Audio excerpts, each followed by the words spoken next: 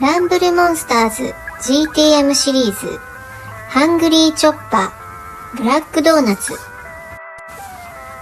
前輪部分は一輪車。タイヤをかじるモンスターのようになっています。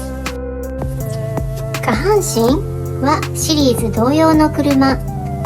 顔の部分を反転させると立ち上がった怪獣のようにも見えます。